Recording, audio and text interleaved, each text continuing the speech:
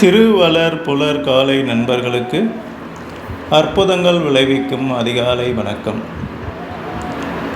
இன்றைய 8ஆம் நாள் பயிற்சிகளுக்கு உங்களை அன்புடன் வரவேற்கிறேன். நான் சோமசுந்தரம். நமது பிரார்த்தனைகளுக்கு உங்களை தயார் செய்து கொள்ளுங்கள்.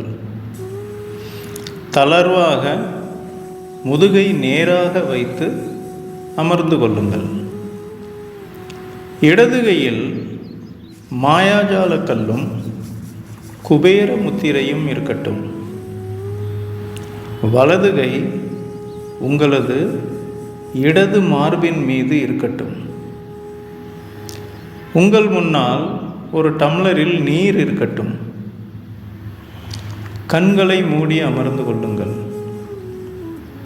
நமது பிரார்த்தனைகளான மௌனம், சங்கல்பம், பணத்திற்கான ஹூபோனோபோனோ, உங்களுக்கான தனிப்பட்ட ஹூபோனோபோனோ, நீருக்கு நன்றி, அனைத்தும் வரிசையாக வரும். இப்பொழுது பிரார்த்தனைகளுக்குள் செல்லலாம்.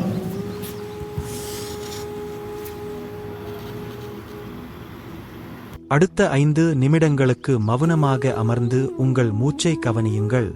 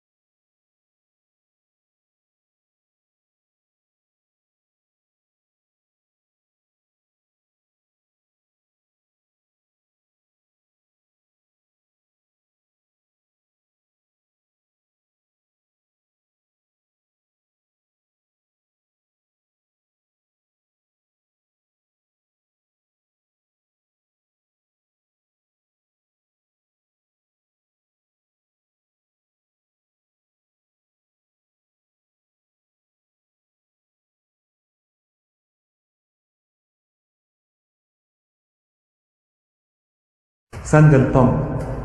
என் வாழ்வில் பணம் தாராளமாக புழங்கிக் கொண்டிருக்கிறது.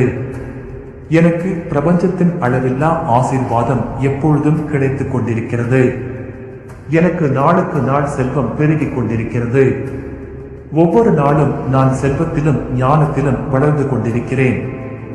நான் தினமும் பொருளாதார ரீதியாக வேகமாக முன்னேறி வருகிறேன். முடிவில்லா பேரழிவு எனது அனைத்து நிதி பரிவர்த்தனைகளையும் கண்காணிக்கிறது மற்றும் நிர்வகிக்கிறது. மற்றும் நான் எதை செய்தாலும் அதை செழிக்கும்படி செய்கிறது. பிரபஞ்சமே அனைத்துக்கும் ஆதாரம். அங்கிருந்து செல்வம் என்னிடம் தாராளமாக ஏராளமாக கிடைக்கிறது. நான் எப்பொழுதும் எனது உண்மையான மதிப்பை உணர்ந்திருக்கிறேன். நான் எனது திறமைகளை இலவசமாக மற்றவர்களின் நலனுக்காக கொடுக்கிறேன். நான் அற்புதமாக தெய்வீகமாக ஈடு செய்யப்பட்டு இருக்கிறேன். நன்றி. எனது ஆசீர்வாதத்தின் ஆதாரம் பிரபஞ்சம். எனது தேவைகள் அனைத்தும் ஒவ்வொரு தருணத்திலும் சரியாகவும் நிறைவாகவும் பூர்த்தி செய்யப்படுகின்றன. மன்னிப்பு. பிரபஞ்சத்தின் படைப்பினிடம் நான் மனதார கேட்கும் மன்னிப்பு இதுதான். நானோ எனது குடும்பமோ எனது உறவினர்களோ முன்னோர்களோ தங்களையோ தங்கள் குடும்பத்தினரையோ உறவினர்களையோ முன்னோர்களையோ எண்ணங்களாலோ அல்லது வார்த்தைகளாலோ அல்லது செயல்களாலோ எப்பொழுதாவது காயப்படுத்தி இருந்தால் அதற்காக நான் மனதார மன்னிப்பு கேட்கிறேன். இந்த மன்னிப்பு என்ற தீயில் இதுநாள் வரை தடையாக இருந்த எதிர்மறை அதிர்வுகள் சுத்திகரிக்கப்படட்டும். எதிர்மறை ஆற்றல்கள் தேவையற்ற தடைகள் எரிக்கப்பட்டும். சுத்திகரிக்கப்பட்ட நேர்மறை அதிர்வுகளை நான் இப்பொழுது நன்றாக உணர்கிறேன். நன்றி. சங்கல்பம். என் வாழ்வில் பணம் தாராளமாக புழங்கிக் கொண்டிருக்கிறது. எனக்கு பிரபஞ்சத்தின் அளவில்லா ஆசீர்வாதம் எப்பொழுதும் கிடைத்துக் கொண்டிருக்கிறது. எனக்கு நாளுக்கு நாள் செல்வம் பெருகிக் கொண்டிருக்கிறது. ஒவ்வொரு நாளும் நான் செல்வத்திலும் ஞானத்திலும் வளர்ந்து கொண்டிருக்கிறேன். நான் தினமும் பொருளாதார ரீதியாக வேகமாக முன்னேறி வருகிறேன். முடிவில்லா பேரழிவு எனது அனைத்து நிதி பரிவர்த்தனைகளையும் கண்காணிக்கிறது மற்றும் நிர்வகிக்கிறது. மற்றும் நான் எதை செய்தாலும் அதை செழிக்கும்படி செய்கிறது.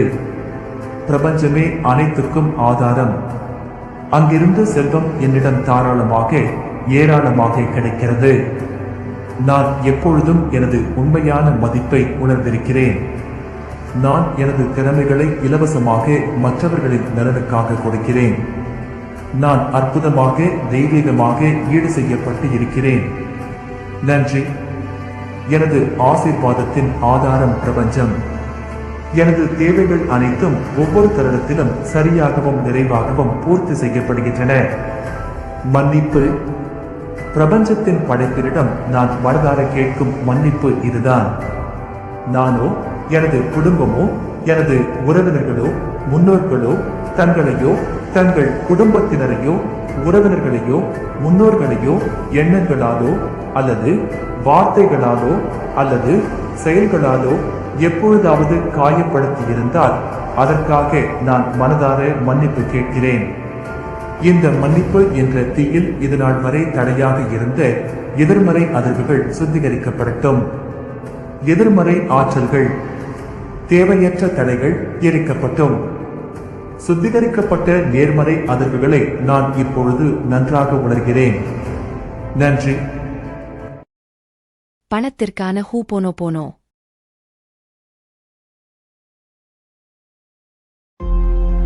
My dear money, I am sorry. Please forgive me. Thank you. I love you. I forgives myself. My dear money, I am sorry. Please forgive me. Thank you. I love you. I forgives myself. My dear money, I am sorry. Please forgive me. Thank you. I love you. I forgives myself. My dear money, I am sorry. Please forgive me. Thank you. I love you. I forgives myself. My dear money, I am sorry. Please forgive me. Thank you. I love you. I forgives myself. My dear money, I am sorry. Please forgive me. Thank you. I love you. I forgives myself. My dear money, I am sorry. Please forgive me. Thank you. I love you. I forgives myself.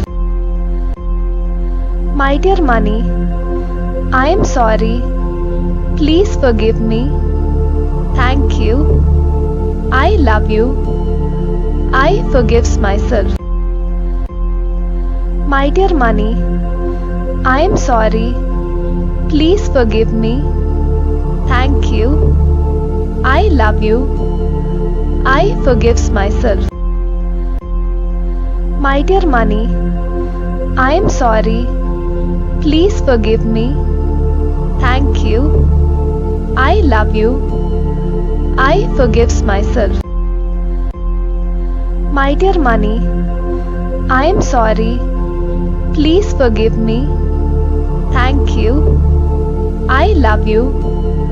I forgives myself. My dear money, I am sorry. Please forgive me. Thank you. I love you. I forgives myself. My dear money, I am sorry. Please forgive me. Thank you. I love you. I forgives myself. My dear money, I am sorry. Please forgive me. Thank you. I love you. I forgives myself. My dear money, I am sorry. Please forgive me. Thank you. I love you. I forgives myself. இப்பொழுது உங்கள் தனிப்பட்ட விருப்பத்திற்கான ஹூபோனோபோனோ மெய் dear என்ற வார்த்தைக்கு பிறகு உங்களுக்கு பிடித்த வார்த்தையை சொல்லுங்கள். My dear, I am sorry. Please forgive me. Thank you. I love you. I forgives myself.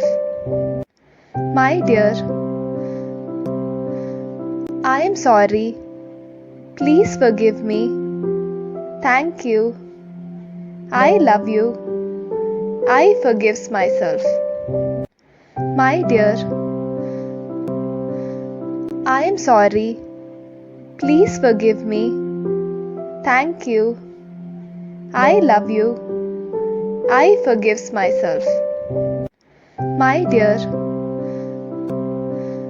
I am sorry. Please forgive me. Thank you. I love you. I forgives myself. My dear, I am sorry. Please forgive me. Thank you. I love you. I forgives myself. My dear, I am sorry. Please forgive me. Thank you. I love you. I forgives myself. My dear, I am sorry. Please forgive me. Thank you. I love you. I forgives myself. My dear, I am sorry. Please forgive me. Thank you. I love you. I forgives myself. My dear, I am sorry. Please forgive me. Thank you. I love you. I forgives myself. My dear, I am sorry. Please forgive me. Thank you. I love you. I forgives myself. My dear, I am sorry. Please forgive me. Thank you. I love you. I forgives myself. My dear, I am sorry. Please forgive me. Thank you. I love you. I forgives myself. My dear, I am sorry. Please forgive me. Thank you. I love you.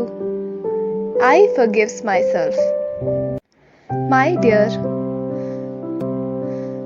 I am sorry. Please forgive me.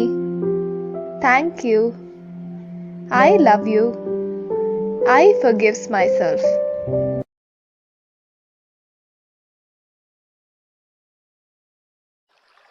நீருக்கு நன்றி. நீரின்றி அமையாது உலகு, நீரின்றி அமையாது உழவு, நீரின்றி அமையாது உணவு, நீரின்றி அமையாது உயிர். நீருக்கு நன்றி. நான் பிறப்பதற்கு முன்பும் பிறந்த பிறகும் எப்பொழுதும் என்னுடன் பயணிக்கும் நீருக்கு நன்றி. உண்பதற்கு நல்ல உணவுகளை உண்டாக்கி கொடுப்பதும் தானும் உணவாக இருப்பதுமான நீருக்கு நன்றி. தினமும் எனது உடல் தூய்மைக்கு மட்டுமல்லாமல் உள்ள தூய்மைக்கும் காரணமான நீருக்கு நன்றி.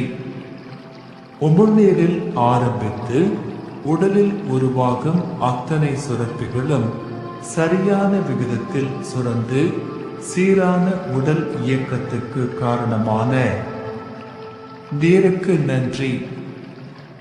எல்லா உயிர் அணுக்களுக்கு உள்ளேயும் வெளியேயும் நீக்கமர நிறைந்திருக்கும் நீருக்கு நன்றி. எனது உடலில் இரத்தம், உயிர் அணுக்கள் இயக்கம், செரிமானம், பாதுகாப்பு, கழிவுகள் ஏற்றம் என அத்தனைக்கும் ஆதாரமாக இருந்து ஆரோக்கியத்திற்கு அடிப்படையான நீருக்கு நன்றி.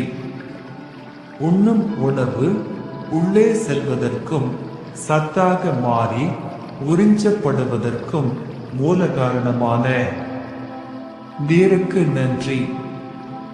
நான் சுறுசுறுப்பாகவும் மகிழ்ச்சியாகவும் இருப்பதற்கு உதவும் நீருக்கு நன்றி. நான் வாழும் உலகில் உள்ள அத்தனை சிருஷ்டிக்கும் அடிநாதமாக விளங்கும் நீருக்கு நன்றி. உடல் வெப்பநிலையை சீராக வைப்பதற்கும் முக்கிய உறுப்புகளை பாதுகாப்பாக வைப்பதற்கும் உதவும் நீருக்கு நன்றி. எனக்கு பயன்படும் மற்ற உயிரினங்கள், தாவரங்கள் என அனைத்திற்கும் ஆதாரமாக விளங்கும் நீருக்கு நன்றி. எனது எண்ணங்களை பிரபஞ்சத்திற்கு எடுத்துச் சென்று வேண்டியவற்றை கொடுக்க வைக்கும் நீருக்கு நன்றி. நான் என்னை முழுமையாக நம்புகிறேன். நான் எனது கனவுகளை முழுமையாக நம்புகிறேன். எதையும் சாதிக்க முடியும் என்று எப்பொழுதும் நம்புகிறேன். எனது உடல் உறுதிக்கு மட்டுமல்லாமல் உள்ள உறுதிக்கும் காரணமான நீருக்கு நன்றி.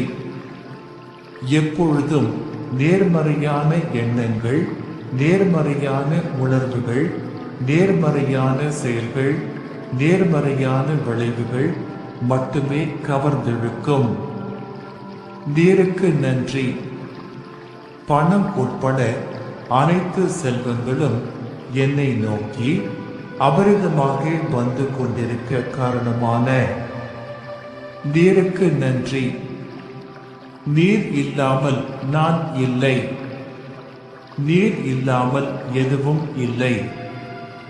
நீருக்கு நன்றி. நீருக்கு நன்றி. நீருக்கு நன்றி.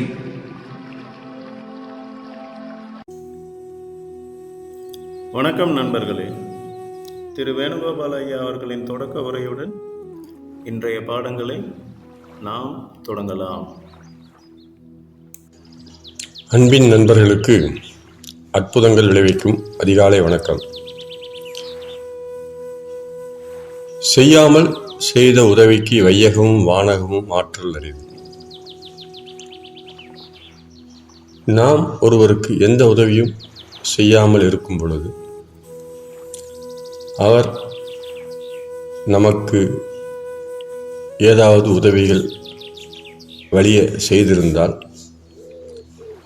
அதாவது அது பிரதி உபகாரமான உதவி அல்ல, எந்த நோக்கமும் இல்லாமல் கருதாமல் செய்யப்படுகின்ற உதவி.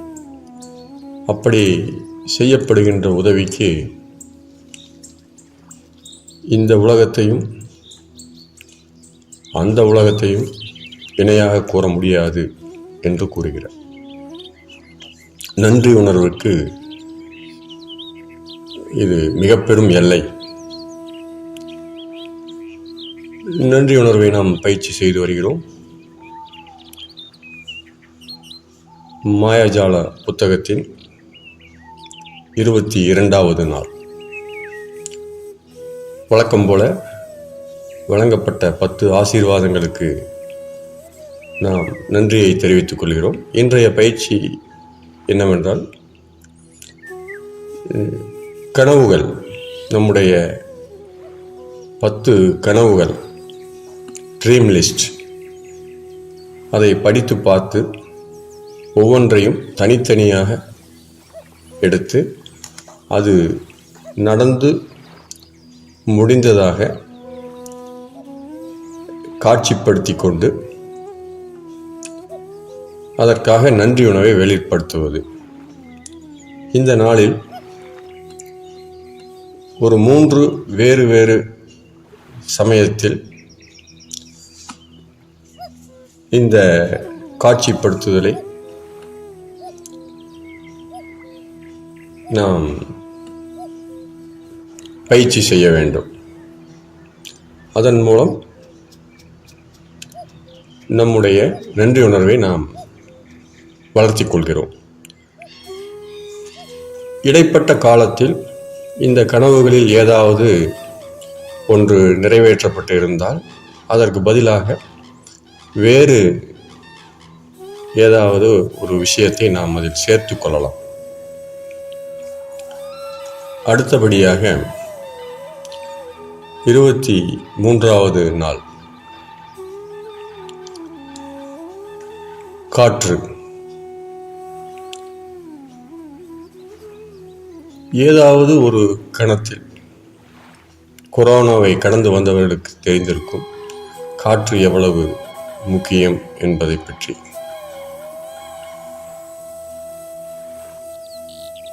ஒரு நிமிடம் கூட நம்மால் காற்று இல்லாமல் வாழ முடியாது. காற்றே கடவுள். அந்த காற்றிற்கு, பிராணவாயுவிற்கு நாம் நன்றி கூற வேண்டும். இதற்கான பயிற்சி என்னவென்றால், நல்ல காற்றோட்டமான இடத்தில் இருந்து கொண்டு 5 ஆழ்ந்த சுவாசங்களை, அதாவது காற்றை நன்கு உணர்ந்து நுரையீரலை முழுமையாக நிரப்பி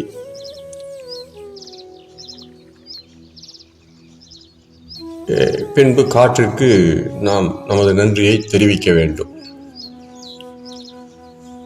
சுவாச பயிற்சிகளை நாம் பழகிக்கொண்டு தினமும் நன்றி உணர்வுடன் காற்றை சுவாசிக்க வேண்டும். பயிற்சிகளை தொடர வேண்டும். அடுத்ததாக 24வது நாள் பயிற்சி. ஒரு மந்திரக்கோள் உங்களுடைய கைகளில் கிடைத்திருக்கிறது. ஆனால் இதை கொண்டு மற்றவர்களுக்குத்தான் நீங்கள் பிரயோகிக்க முடியுமே தவிர உங்களுக்கு செய்து கொள்ள முடியாது. அப்படி இருக்கும் பொழுது ஒரு 3 நபர்களை தேர்வு செய்து கொள்கிறீர்கள். அந்த 3 நபர்களுக்கும் உடல் ஆரோக்கியம், அதில் ஏதாவது சிக்கல் இருக்க வேண்டும், பொருளாதார சிக்கல், உறவு நிலையில் சிக்கல், இப்படி ஏதாவது பிரச்சனை உள்ள 3 நபர்களை தேர்வு செய்து கொண்டு அவர்கள் மீது இந்த மந்திரக்கோலை பிரயோகம் செய்து அவர்களுடைய உருவத்தின் மேல் இந்த கைகளில் உள்ள மந்திரக்கோலை அசைத்து அந்த ஆசீர்வாதங்களை அவர்களுக்கு வழங்க வேண்டும். அவர்கள் அந்த பிரச்சனைகளிலிருந்து வெளிவந்ததாகவும், வெளிவந்து அவர்கள் அதை பற்றி உங்களிடம் கூறுவதைப் போலவும், அதற்காக நீங்கள் நன்றி உணர்வை அடைவது போலவும் விஷுவலைஸ் செய்ய வேண்டும். இதுவே இன்றைய நாளின் பயிற்சி. நாள் 25. இந்த நாளில் பிரபஞ்ச சமிக்ஞை. நாள் முழுவதும் அதாவது ஒரு நபர்களை பார்க்கும் பொழுதோ பொருட்களை பார்க்கும் பொழுதோ அதன் மூலம் நேர்மறை விஷயங்களை நினைத்து நன்றி கூறுதல். அதாவது நாம் பார்க்கின்ற நபர்கள் பொருட்கள் அனைத்துமே ஏதோ ஒரு வகையில் பிரபஞ்சம் நம்மோடு தொடர்பு கொள்கிறது, பிரபஞ்சத்திற்கும் நமக்குமான உறவை உறுதிப்படுத்துகிறது, நேர்மறை விஷயத்தை நமக்கு நினைவூட்டுகிறது என்பது போல பயிற்சி செய்ய வேண்டும். உதாரணமாக, ஒரு ஆம்புலன்ஸ் சத்தத்தை கேட்டீர்கள் என்றால் உடல் நலம் பற்றிய உணர்வை அடைந்து அதற்காக நன்றி கூற வேண்டும். ஒரு போலீஸ்காரர் ஒருத்தரை நீங்கள் பார்க்குறீங்க அப்படின்னா நாம் பாதுகாப்பாக இருப்பதற்காகவும் நம்மை பாதுகாப்பதற்கு அவர்கள் இருக்கிறார்கள் என்பதையும் உணர்ந்து நன்றி உணர்வை வெளிப்படுத்துதல். அதே போல் ஏதாவது புத்தகத்தை பார்க்கும் பொழுது நம்முடைய அறிவை வளர்த்துவதற்காக அந்த புத்தகம் படைக்கப்பட்டிருக்கிறது. இதைப் போல நாம் அன்றைய நாளில் ஒவ்வொரு விஷயத்திலும் நம்முடைய நன்றி உணர்வை வளர்த்துக் கொள்கிறோம். 26வது நாள். தவறுகள் மாறுவேடத்தில் வரும் ஆசீர்வாதங்களே. நாம் இதுவரை செய்த தவறுகளுக்கும் அதிலிருந்து கற்றுக்கொண்ட பாடங்களுக்கும் நன்றி கூறுதலே இன்றைய நாளின் பயிற்சி. ஒரு தவறை நீங்கள் மிகவும் அமைதியான ஒரு நிலையில் அமர்ந்து உங்கள் வாழ்நாளில் செய்த தவறை ஆய்வுக்கு எடுத்துக்கொள்ள வேண்டும். எடுத்துக்கொண்டு அதிலிருந்து நீங்கள் பெற்ற 2 நன்மைகள், அதிலிருந்து நீங்கள் கற்றுக்கொண்ட பாடம், இதை நீங்கள் முடிந்தால் நோட்டில் எழுதி கூட வைக்கலாம். அப்படி எழுதி வைத்து அதற்காக நன்றி கூறுவதே இன்றைய நாளின் பயிற்சி. இது ஒரு தவறு தான், அப்படியே அந்த கணக்கில் இல்லை.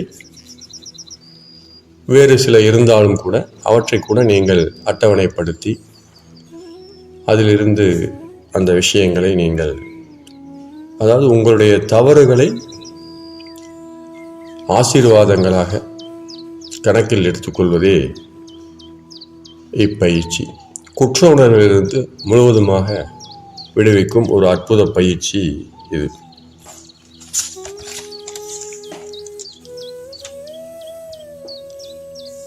நாள் 27. மாயாஜால கண்ணாடி. கண்ணாடியில் உள்ள நபரை மாற்றுங்கள், உங்களுடைய உலகம் தானாக மாறும். கண்ணாடியில் உங்களுடைய உருவத்தை பார்க்கும் போதெல்லாம் உங்களுடைய பெயரை கூறி நன்றி தெரிவிக்கவும்.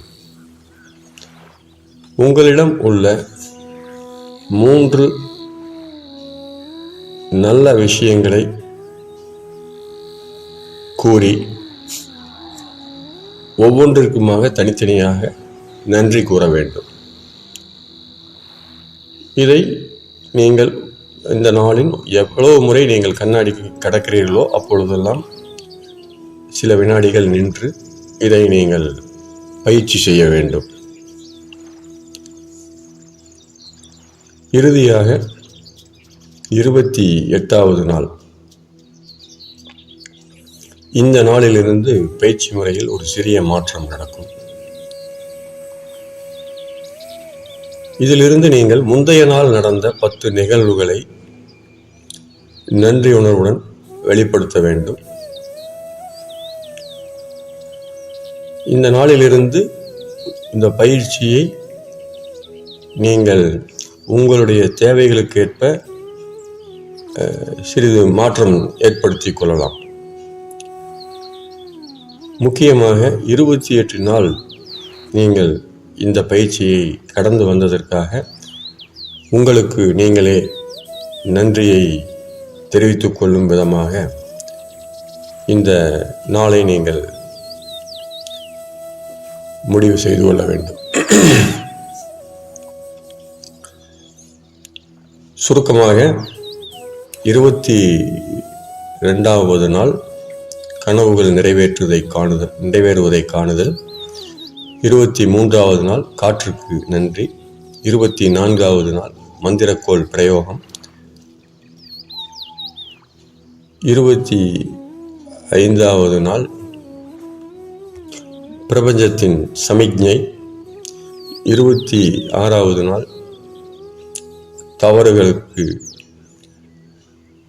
நன்றி. 27வது நாள் கண்ணாடி பயிற்சி. 28வது நாள் மாயாஜாலத்தை ஏற்றுக்கொள்ளுங்கள். இந்த பயிற்சி திட்டம் 28 நாட்கள் கொண்டது. இதை முழுமையாக ஒரு 3 மாதங்களுக்கு நீங்கள் பயிற்சி செய்தீர்கள் என்றால் இது உங்களுடைய சுபாவத்தையே மாற்றக்கூடியதாக இருக்கும். தொடர்ந்து பயிற்சி செய்யுங்கள், வெற்றி நிச்சயம். நன்றி, நன்றி, நன்றி. வணக்கம் நண்பர்களே. இன்று இயற்கை மருத்துவர் திரு சுப்பிரமணியம் ஐயா அவர்களின் உரையில் காய்ச்சல் எதனால் வருகிறது என்று தெரிந்து கொள்வோம். வாருங்கள், அவருடைய உரையை கேட்கலாம். வணக்கம். தமிழன் என்று சொல்லடா, தலை நிமிர்ந்து நில்லடா, செல்லடா என்று நாம் நிற்க வேண்டும். ஒரு சாதாரண நோய்க்கு நாம் பயந்து திண்டாடி தெருவில் நிற்கிறோம். நான் சொன்னேன் சாதாரண நோய்கள் என்று சொன்னேன். இயற்கை மருத்துவத்தை பொறுத்தவரை எல்லா நோய்களும் சாதாரணம்தான். எதுக்கும் பயப்பட வேண்டியதே இல்லை. ஏனென்றால் அதன் மூல காரணத்தை புரிந்து தெரிந்து கொண்டால் அதை அகற்றுவது சுலபம். அது தெரியாமல் மக்கள் இருந்து திண்டாடித்தான் தெருவில் அலைகிறார்கள், நிற்கிறார்கள். இப்பொழுது எல்லோரையும் மிரட்டுகின்ற ஒரு நோய் காய்ச்சல். மக்களை மட்டும் மிரட்டவில்லை, அரசாங்கத்தையே அலற வைக்கிறது, அதிகாரிகளை மிரள வைக்கிறது. ஒரு ஊரில் காய்ச்சல் வந்து ஒரு 10 பேர் ஒரே நாளில் காய்ச்சலுக்காக அரசு மருத்துவமனையில் அட்மிட் ஆகிவிட்டால் அது பெரிய செய்தியாக விடுகிறது. ஏதோ பெரிய பிரளயம் வந்தது போல அது செய்தியாக பரவிவிடுகிறது. தனியார் மருத்துவமனைகளில் 100 பேர் ஒரே நாளில் அட்மிட் ஆனாலும் கூட அது பிரச்சனையாக தெரியவில்லை. அப்போ இந்த 10 பேருக்கு ஒரே நாளில் ஏன் அதே காய்ச்சல் வந்தது என்று பார்த்தால் கொசு அல்ல காரணம். கொசு வருடம் முழுவதும் இருக்கிறது. குறிப்பிட்ட காலத்தில், முக்கியமாக இந்த தீபாவளி பண்டிகை வருகின்ற காலத்தில் தீபாவளி பண்டிகைக்காக பலகாரம் செய்யும் வேலை, வழங்கும் வேலை, சாப்பிடும் வேலை 15 நாட்கள் முன்னதாகவே ஆரம்பித்து விடுகிறது. தீபாவளிக்கு முன்னதாக ஆயுத பூஜை, சரஸ்வதி பூஜை வருகிறது. அப்பொழுது சுண்டலை அதிகமாக சாப்பிடும் பழக்கம் ஆரம்பித்து விடுகிறது. தீபாவளி சமயத்தில் அல்ல, ஆயுத பூஜை, சரஸ்வதி பூஜை சமயத்தில் எல்லா வீடுகளிலும் சுண்டல் அதிகம் சாப்பிடுவார்கள். பார்த்திருக்கிறீர்களா? சுண்டல் என்பது வாயுவை உண்டாக்கும். அதை தாளித்திருப்பார்கள் எண்ணெய் போட்டு. தாமதமாக கூட சாப்பிடுவார்கள். மதியம் தாளித்த சுண்டலை இரவு 8 மணிக்கு சாப்பிடுவார்கள். கெட்டுப்போகவில்லை, நன்றாக இருக்குது என்பார்கள். இப்படி உணவு தவறுகளினால்தான் காய்ச்சல் வருகிறதே தவிர கொசுக்களினால் அல்ல. கொசுக்கள் ஒரு தூண்டும் காரணமாக இருக்கலாம், அது ஆரம்ப காரணம் அல்ல, அதிகப்படுத்தும் காரணமாக இருக்கலாம். மூல காரணம் இரத்தத்தில் சேர்ந்த கழிவுப் பொருள்கள், அழுக்குகள், விஷப்பொருள்கள், அந்நிய பொருள்கள். ஒரு அடிப்படையை புரிந்து கொள்ளுங்கள். உடம்பு அற்புதமான இயந்திரம். எந்த இயந்திரமும் தனக்குத்தானே வளர்ந்து கொண்டு போகாது. ஒரு கார் வாங்குகிறீர்கள், டிவி வாங்குகிறீர்கள், விமானமே வாங்குங்கள், அது வளர்ந்து கொண்டே போகுமா? ஒரு குட்டி போடுகின்ற சக்தி அந்த விமானத்திற்கோ கப்பலுக்கோ லாரிக்கோ இருக்கிறதா? செல்போன் எங்காவது குட்டி போடுமா? வளருமா? மனித உடம்பு இயந்திரங்களுக்கெல்லாம் மேற்பட்ட இயந்திரம். இது ஒரு இயந்திரம் போல உலகத்தில் இல்லை. அதுதான் இது அதிசயம். அண்டத்தில் உள்ளதெல்லாம் இந்த பிண்டத்திலும் இருக்கிறது. வளர்கிறது, மலர்கிறது, பின்பு தளர்கிறது, உலர்கிறது. இப்படிப்பட்ட உடம்பிலே அற்புதங்கள் அன்றாடம் நிகழ்ந்து கொண்டிருக்கின்றன. அன்றாடம் என்னென்னமோ சாப்பிடுகிறீர்கள், அது எப்படியெல்லாம் மாறி வெளியேறுகிறது. அதிசயம் இல்லையா? அதிசயம்தானே. குறிப்பிட்ட பருவத்தில் மட்டும்தான் குறிப்பிட்ட இடங்களில் அந்த முடி முளைக்கிறது. ஆண்களுக்கு தாடி மீசையெல்லாம் வருகிறது. குறிப்பிட்ட பருவத்தில் தான் எல்லாம் மாற்றம் வருகின்றன. இதை முடிவு செய்தது யார்? இதை திட்டமிட்டது யார்? ப்ரோக்ராம் பண்ணினது யார்? இயற்கை. அந்த இயற்கைக்கு எல்லாமே தெரியும். இயற்கையை நம்புங்கள். இயற்கை எது செய்தாலும் சரி என்ற உணர்வு வேண்டும். ஒரு தாய் என்ன செய்தாலும் குழந்தையின் நன்மைக்குத்தான் என்ற நம்பிக்கை அந்த குழந்தைக்கு இருக்கிறது. தவறு செய்தால், குறும்பு செய்தால், மிரட்டினால், அடித்தால் கூட அந்த குழந்தை அம்மாவிடம்தான் ஓடி வருகிறது நம்பிக்கை. அதுபோல உங்களுக்கு இயற்கையில் என்ன தண்டனை துன்பம் வந்தாலும் அம்மாவிடம்தான் போக வேண்டும். அதுதான் இயற்கை அம்மா. வாய்க்குள்ளே பல வகையான உணவுகளை போடுகிறீர்கள். மூக்கு வழியாக காற்று போகிறது வருகிறது. மூக்கு வழியாக ஒரு வழி பாதைகளில் 2 வழி போகவும் வரவும் செய்யும். காதுக்குள்ளே போகின்ற அந்த கருத்துக்கள், ஒலிகள், இசைகள் எல்லாம் போகும், வெளியே வராது. கண்ணுக்குள்ளே போகின்ற காட்சி, அறிவெல்லாம் போகும், வெளியே வராது. இந்த மூக்கு இருவழிப்பாதையாக இருக்கிறது. ஏனென்றால் நுரையீரலுக்கு அடுத்தது வெளியே குழாய் இல்லை. வாய் ஒரு வழிப்பாதையாகத்தான் இருக்க வேண்டும். எமர்ஜென்சி துன்பம் வரும்போது மட்டும் அது இருவழிப்பாதையாக மாறி வாந்தி எடுக்க செய்கிறது. வாந்தி என்பது என்ன? வேண்டாத பொருள் உள்ளே போய்விட்டால் விரட்டி அடிக்கும் செயல். அது செரிமானம் ஆவதற்கு முன்னாலே, 2 கலப்பதற்கு முன்னாலே, வாசலிலேயே நாம் எப்படி ஒரு திருடனை விரட்டி அடிக்கிறோமோ அதுபோல விரட்டி அடிக்கும் செயல் வாந்தி. ஆகவே வாந்தி நோயல்ல, சுத்தப்படுத்தும் நிகழ்ச்சி. வயிற்றை தாண்டி குடலுக்குள்ளே போய்விட்டால் அந்த குடல் பார்க்கிறது, ஏதோ வேண்டாத பொருள் வந்திருக்கிறது, இவனை விரட்டி அடிக்க வேண்டும் என்று விரைந்து தள்ளுகிறது. அதுதான் பேதி. அது பேதியும் நோயல்ல, சுத்தப்படுத்தும் நிகழ்ச்சி. இது உணவு பாதையில் நிகழ்கின்ற நிகழ்ச்சி. மூக்கு வழியாக ஏதாவது ஒரு தூசி, புகை, வாசனை போய்விட்டால் அது தும்மலாக வெளிப்படுத்துகிறது. அதிகம் போனால் இருமலாக வெளிப்படுத்துகிறது. தோலில் எது பட்டால் கை தட்டி விடுகிறது, சொரிந்து விடுகிறது. எது பட்டாலும் உடம்பு விளக்குகிறது. இப்படி வாந்தி பேதியில் தப்பித்த அந்த விஷப்பொருள்கள் செரிமானமாகி உள்ளே கொஞ்சம் போய்விடுகின்றன, இரத்தத்தில் சுற்றி கொண்டே இருக்கின்றன. அவை தோல்வியாதியாக வெளிவருகின்றன. வேறொரு பதிவில் தோல்வியாதியை பற்றி தெளிவாக சொன்னோம், அதை பார்த்து தெரிந்து கொள்ளுங்கள். தோல்வியாதியையும் கட்டிகளாக, கொப்புளங்களாக கழிவுகள் வெளியேறுவதை தடுத்து அமுக்குகிறீர்கள்.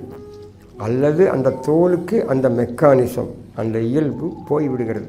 எனக்கு தோல்வியாதியே வருவதில்லை சார், தோல் என்றால் வியாதி வர வேண்டும், குக்கர் என்றால் விசில் அடிக்க வேண்டும், மின்சாரத்தில் ஃபியூஸ் கட்டை என்றால் அங்கே ஃபியூஸ் போக வேண்டும். ஃபியூஸ் போவதற்காகத்தான் அந்த ஃபியூஸ் கட்டையில் கம்பி போட்டிருக்கிறார்கள்.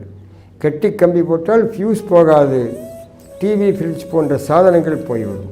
அவை பாதுகாப்பு கவசமாக அந்த மெல்லிய ஃபியூஸ் கம்பி இருக்கிறது. அதுபோல தோல் வியாதி அடிக்கடி வந்தால் உள் வியாதிகள் வராது, தோல் கழிவை நீக்கிவிடும். இப்படி தோல் வியாதி வராத பொழுது அந்த கழிவுகள் இரத்தத்திலே சுற்றி கொண்டிருக்கின்றன. அது சளியாக இருக்கலாம், உணவில் ஏற்பட்ட விஷமாக இருக்கலாம், வெளியே இருந்து புகுந்த ஒரு விஷமாக இருக்கலாம். எறும்பு கடி, தேள்கடி, கொசுக்கடி. கொசு என்றால் நல்ல நீரில் கொசுக்கள் வந்தால் அது வேறு விதம். இன்றைக்கு நகரங்களிலே வருகின்ற கொசுவெல்லாம் சாக்கடை கொசு மட்டுமல்ல, சாக்கடைக்கு மேலே சாக்கடையாக இருக்கக்கூடிய செப்டிக் டேங்குகளிலிருந்து வரக்கின்ற கொசு. நல்ல தண்ணீர் கொசு வேறு, செப்டிக் டேங்க் கொசு வேறு. அந்த செப்டிக் டேங்க் என்பதே கழிவுகளின் ஒட்டுமொத்த ஒரு விஷம். அதில் வளர்கின்ற கொசுவுக்கு விஷத்தன்மை அதிகமாக இருக்குமா இருக்காதா? அந்த கொசு கடித்தால் காய்ச்சல் வருகிறது உண்மைதான், ஆனால் அது பெரிய காரணம் அல்ல. குணப்படுத்த முடியாதவர்கள் கொசுவின் மேலே பழி போடுகிறார்கள். நடனம் ஆடத் தெரியாத ஒருத்தி தரை கோணல் என்று சொன்னாலாம் என்று ஒரு கிராம பழமொழி இருக்கிறது. ஆகவே கொசு மேலே பழி போட்டு தப்பிக்காதீர்கள். இப்படி தவறான உணவுகளை சாப்பிட்டு ஏற்பட்ட கழிவுப் பொருள், விஷப்பொருள் நாற்றங்கள் இரத்தத்தில் கலந்து கொண்டே இருக்கின்றன. இவற்றை எப்படி அழிப்பது என்று இயற்கை பார்க்கிறது. வெளியேற்ற முடியவில்லை, எந்த துவாரத்திலும் போகாது, சுற்றி கொண்டே இருக்கிறது. இப்பொழுது இயற்கை முடிவு செய்கிறது. இயற்கையினுடைய இன்டெலிஜென்ஸ், சூப்பர் இன்டெலிஜென்ட், அருட்பேர் ஆற்றல், அது ஒரு பெரிய ஒரு நுட்பமான ஒரு அறிவு. இதற்கு மேலே அறிவு கிடையாது. உடம்புக்குள்ளே ஒரு பேரறிவு இருக்கிறது, முற்றறிவு, பேரறிவு படைத்த இயந்திரம். இந்த குப்பையை எல்லாம் தீ வைத்து அழிக்க வேண்டும், வேக வைக்க வேண்டும். வேக வைத்தால் நல்ல செல்கள் எல்லாம் வேகாது.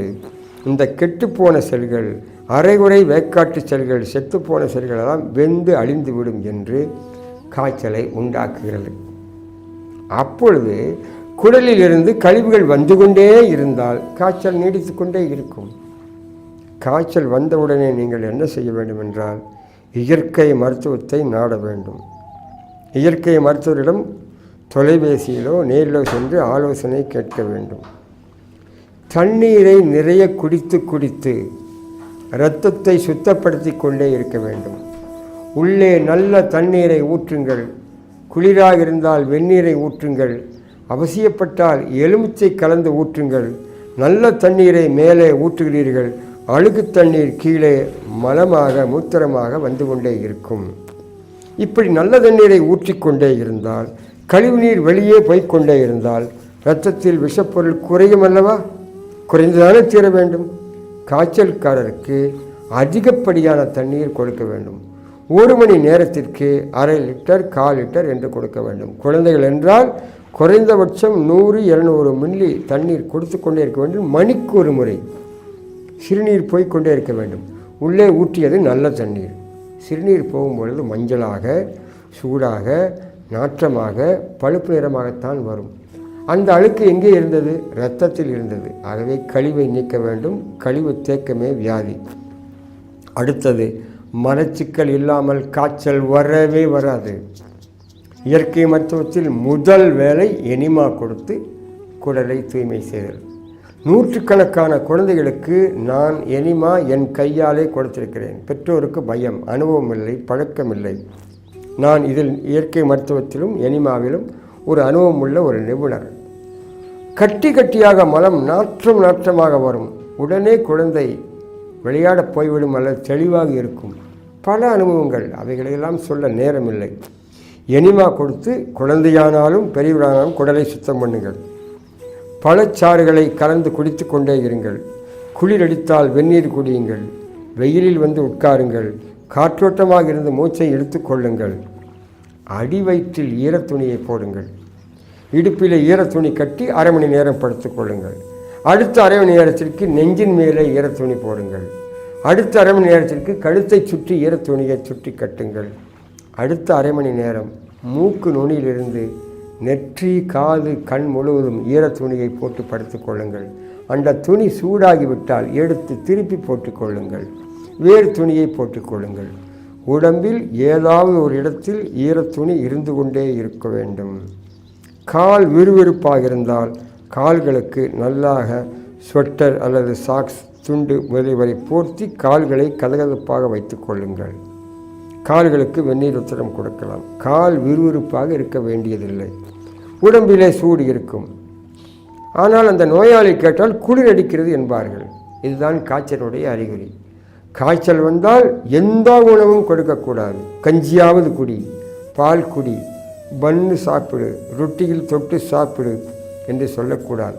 நீங்கள் ஒரு ரொட்டி துண்டு கொடுத்தாலும் அது செரிமானமாகாமல் புளித்து நாற்றம் எடுத்து விஷமாக மாறி காய்ச்சலை தூக்கிவிட்டு விடும். காய்ச்சல் என்றால் முழு உபவாசம். அந்த குழந்தையை ஒன்றும் வேண்டாம் என்று சொல்லும். சாப்பிட பிடிக்காது, குடிப்பதற்கு தண்ணீர் கேட்கும். இவர்கள் தண்ணீர் கொடுக்க மாட்டார்கள். கொதிக்க வைத்த தண்ணீரை கொடுப்பார்கள். கொதிக்க வைத்த ஆறிய தண்ணீரில் ருசி இல்லை, அது செத்து போய்விட்டது. அந்த தண்ணீரை குழந்தை குடிக்காது. 2 வாய் குடித்து விட்டு வேண்டாம் என்று சொல்லிவிடும். நீர் பற்றாக்குறை ஏற்படுகிறது, டீஹைட்ரேஷன் ஏற்படுகிறது. குழந்தை சோர்ந்து துவண்டு போய்விடுகிறது. மலச்சிக்கல் நீக்கப்படவில்லை, தூக்கி கொண்டு ஓடுகிறீர்கள். அங்கே டாக்டர் என்ன செய்கிறார்? தண்ணீரை செலுத்துகிறார், உப்பு தண்ணீரை செலுத்துகிறார். நீங்கள் முதலில் இருந்தே நல்ல தண்ணீரை, இளநீரை, தேங்காய் தண்ணீரை, எலுமிச்சை ஜூஸ், தேன் கலந்த தண்ணீர், ஆரஞ்சு பழச்சாறு, காய்ச்சல் இருக்கும்போது தண்ணீர் மாதிரி ஜூஸ் குடித்தால் போதும். இப்படி செய்து தண்ணீர் சிகிச்சை, காற்று சிகிச்சை, வெப்ப சிகிச்சை, உபவாசம், புரிந்து கொள்ளல் என்பதை பண்ணால் எந்த காய்ச்சலாக இருந்தாலும் குணமாகும். சாதாரண காய்ச்சல் ஒரு நாளில் குணமாகும். நுரையீரல் சம்பந்தப்பட்ட சளி பிரச்சனை இருந்தால் அது நிமோனியா காய்ச்சல். குடல் சம்பந்தப்பட்ட கழிவுகள் இருந்தால் டைஃபாய்டு காய்ச்சல். மூட்டு எலும்பு சம்பந்தமாக இருந்தால் டெங்கு காய்ச்சல், மலேரியா காய்ச்சல், கிருமி காய்ச்சல், மாட்டுக்காய்ச்சல், பன்றி காய்ச்சல், கோழி காய்ச்சல். எல்லா காய்ச்சலுக்கும் ஒரே காரணம் கழிவு தேக்கம். இதை புத்திசாலித்தனமாக நீக்கினால் காய்ச்சல் குணமாகும். ஒரு மருந்தும் இல்லை. தண்ணீர், காற்று, தைரியம், அறிவு. குடல் சுத்தத்திற்கு எனிமா, அது வெறும் தண்ணீர் தான், மருந்து இல்லை. இப்படி எளிமையாக காய்ச்சலை குணப்படுத்தி விட்டால் வேறு நோய்கள் வராது. தவறான மருந்துகளை போட்டு காய்ச்சலை அமுக்கிய காரணத்தினால்தான் பல குழந்தைகளுக்கு பிளட் கேன்சர் வந்திருக்கிறது. இதற்கான நிரூபணம் பல உதாரணங்களில் இருக்கிறது, பல நோயாளிகளின் சரித்திரத்திலே இருக்கிறது. இது மக்களுக்கும் புரியாது, மற்றவர்கள் புரிந்தாலும் ஒப்புக்கொள்ள மாட்டார்கள், சொல்ல மாட்டார்கள். நான் பல நோயாளி குழந்தைகளை, புற்றுநோய் குழந்தைகளை ஆராய்ச்சி பண்ணியிருக்கிறேன். இன்னும் காய்ச்சலை அமைக்க வைப்பதாலே சர்க்கரை நோய் வந்திருக்கிறது. குழந்தைக்கு எப்படி இங்கே சர்க்கரை நோய் வரும்? நான் அந்த எப்பொழுது சர்க்கரை என்பதை துருவி துருவி ஆராய்ந்த பொழுது இப்படி ஒரு காய்ச்சல் வந்தது, அதன் அடுத்த வாரம் சர்க்கரை நோய் வந்தது என்பார்கள். இன்னும் குழந்தைகளுக்கு இந்த போலியோ வருகிறது. இது எப்படி என்றால், கடுமையான காய்ச்சல் வரும், குழந்தையை தூக்கி கொண்டு போவார்கள், டாக்டர் நல்ல ஊசி போடுவார், அடுத்த மணி நேரத்தில் அடுத்த நாள் காய்ச்சல். நான் நூற்றுக்கணக்கான போலியோ குழந்தைகளை பார்த்து இந்த ஆய்வை செய்துவிட்டேன். காய்ச்சலுக்கு ஊசி போட்டதனால்தான் போலியோ வருகிறது. நீங்கள் ஆராய்ச்சி செய்து பாருங்கள். என் ஆராய்ச்சியை நம்ப வேண்டாம். உலகமெங்கும் போலியோ குழந்தைகளை பேட்டி காணுங்கள், பெற்றோரை பேட்டி காணுங்கள். உண்மை இருந்தால் அந்த ரெக்கார்டுகள், அந்த உண்மைகளை உலகத்துக்கு சொல்லுங்கள். ஆகவே இயற்கை மற்ற ஒன்றுதான் காய்ச்சலுக்கு உடனடி தீர்வு, சுலபமான தீர்வு, சரியான தீர்வு, செலவில்லாத தீர்வு. நீங்களே தீர்வு காணலாம். யாரிடமும் போய் காத்து கொண்டு அவர்கள் காலை தொட்டு பணிந்து காப்பாற்றுங்கள் ஐயா என்று கதற வேண்டாம். அடுத்த வினாடியில் இயற்கை மருத்துவத்தை ஆரம்பிக்கலாம். தண்ணீர் சிகிச்சை, தண்ணீர் எங்கும் கிடைக்கும், காற்று எங்கும் கிடைக்கும். நன்றாக மூச்சு இழுத்து விட்டாலே சோர்வு போகும், காய்ச்சல் போகும். இதை சொல்லித் தருவதற்கு எங்கும் ஆட்கள் இல்லை. எந்த மருத்துவமனையிலும் சுத்தமான காற்று இல்லை, வீட்டுக்குள்ளும் காற்று இல்லை. காய்ச்சல் வந்த குழந்தையை ஒரு இடத்தில் படுக்க வைத்து நன்றாக கம்பளியை போற்றி அங்கே பழைய காற்று தான் இருக்கும். காற்றோட்டமாக வெளியே வந்து உலவ குழந்தை வந்தாலும் கூட வராதே, போ, பனி, காய்ச்சல் அதிகமாகிவிடும், உள்ளே போய் படு என்று முட்டாள்தனமான அதிகாரத்தை குழந்தையிடமாக காட்டுவது.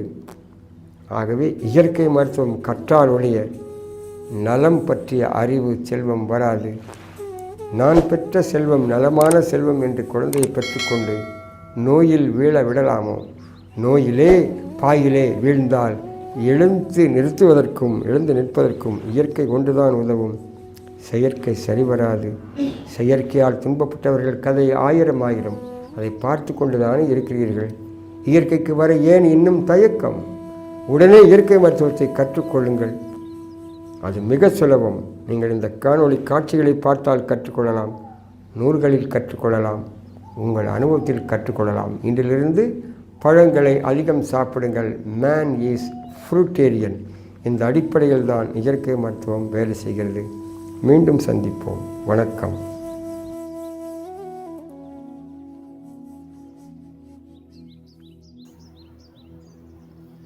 வணக்கம் நண்பர்களே. கடந்த பயிற்சி தொகுப்பில் தொடர்ந்து தினமும் நன்றி உணர்வு பாடத்தை கேட்டு வந்தோம். அங்கே நீங்கள் தினசரி வழிநடத்தப்பட்டீர்கள். இந்த பயிற்சி தொகுப்பில் நீங்கள் சுயமாக சிந்தித்து நன்றி உணர்வை தினசரி வெளிப்படுத்த வேண்டும். நீங்கள் முக்கியமாக கருதும் 5 நபர்களை தேர்ந்தெடுத்துக் கொள்ளுங்கள்.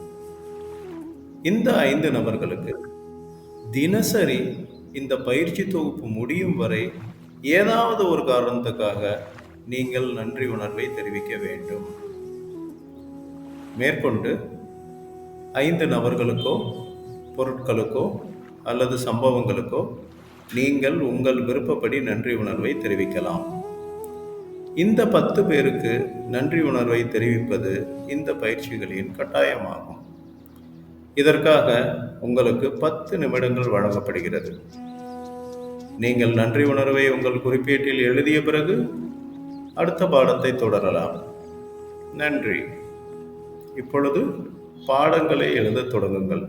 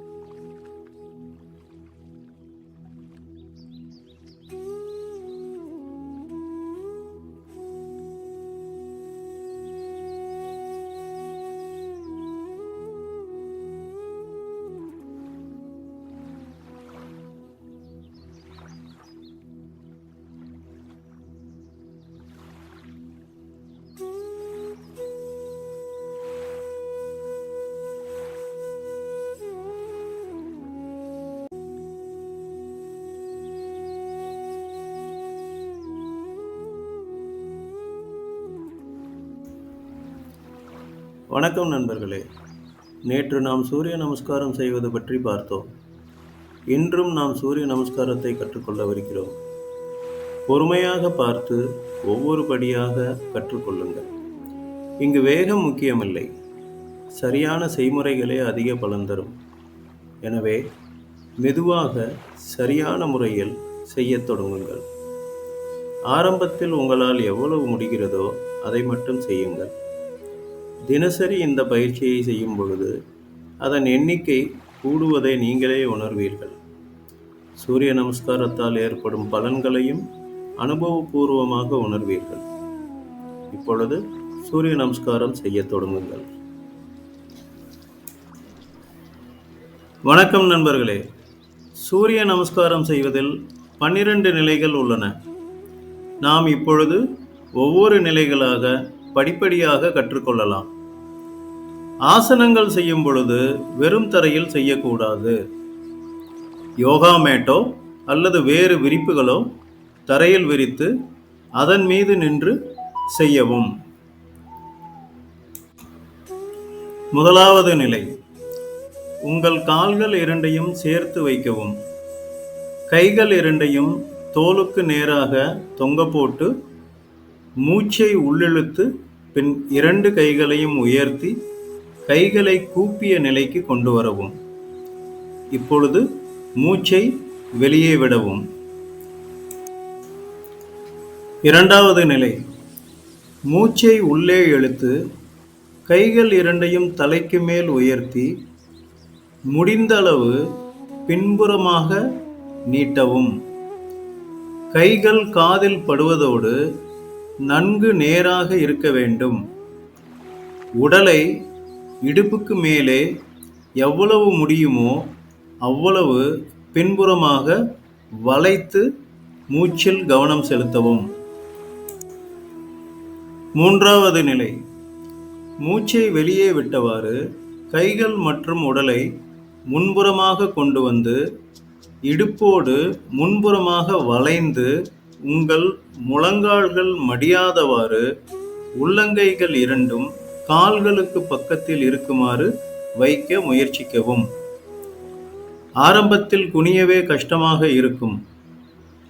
கைகளை வைக்காவிட்டாலும் பரவாயில்லை, முழங்கால்களை மடிக்காமல் உடலை கீழ் நோக்கி தள்ளி முயற்சியுங்கள்.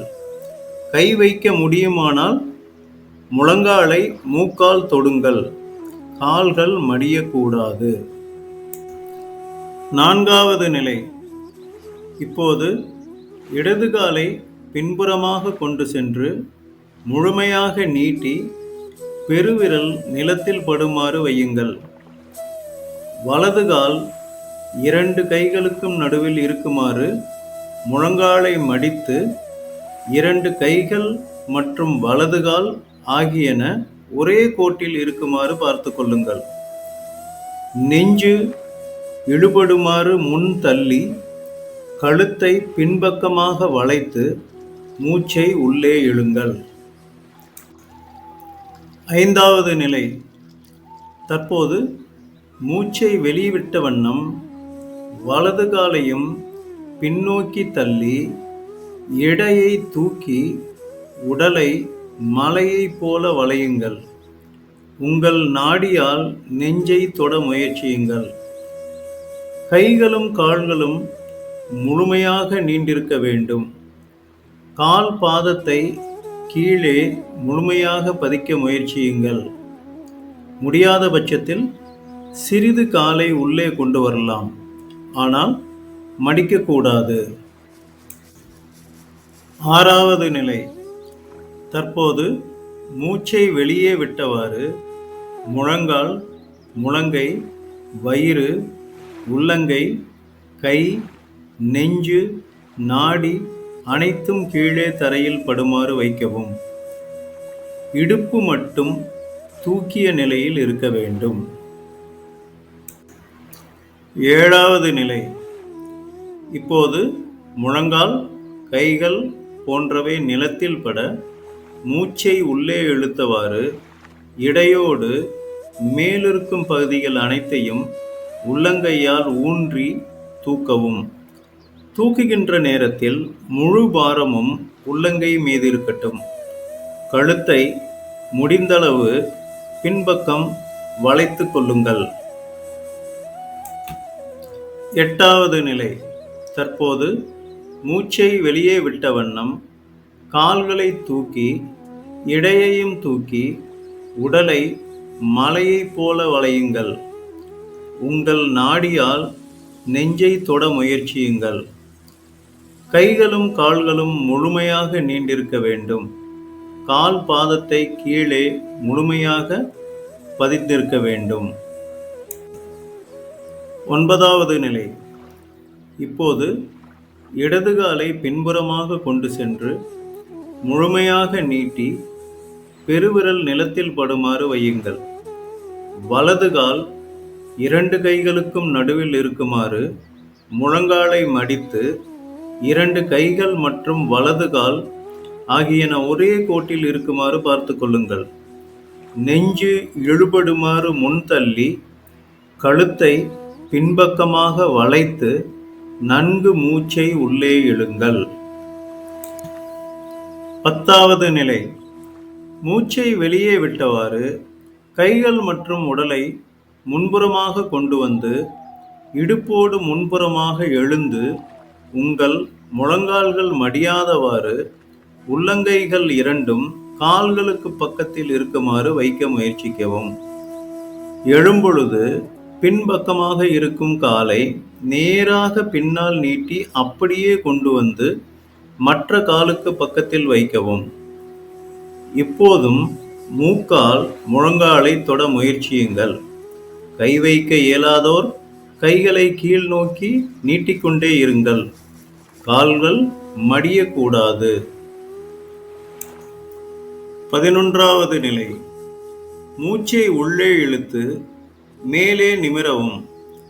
கைகள் இரண்டையும் தலைக்கு மேல் உயர்த்தி முடிந்தளவு பின்புறமாக நீட்டவும்.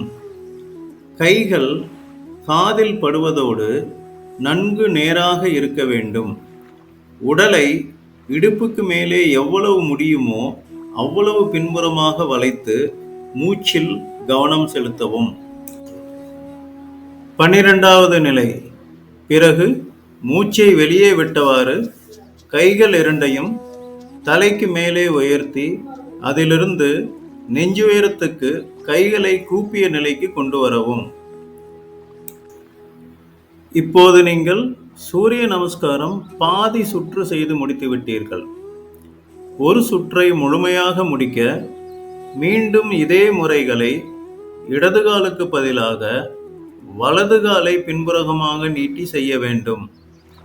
இவ்வாறு 2 முறை 12 ஆசனங்களையும் முடித்த பின்னர் நீங்கள் சூரிய நமஸ்காரம் ஒரு சுற்றை முழுமையாக முடித்திருப்பீர்கள். சூரிய நமஸ்காரம் செய்யும் பொழுது மூச்சை அடக்கி பிடித்திருக்க வேண்டாம். சில ஆசன நிலைகள் அடைய கஷ்டமாக இருக்கும். உங்களால் எவ்வளவு தூரம் முடிகிறதோ அதுவரை முயற்சி செய்யுங்கள். சிறிது வலியை பொறுத்து செய்யுங்கள். ஆனால் அதிக நேரம் செலவழிக்க வேண்டாம்.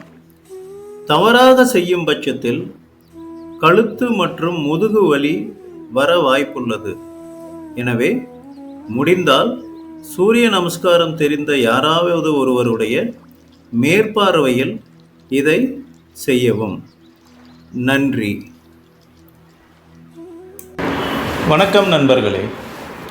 இத்துடன் இன்றைய வகுப்புகள் நிறைவுக்கு வருகிறது. உங்களது உடற்பயிற்சிகளை முடித்துவிட்டு நீங்கள் வழக்கமான பணிகளுக்கு திரும்பலாம். நன்றி, நன்றி, நன்றி.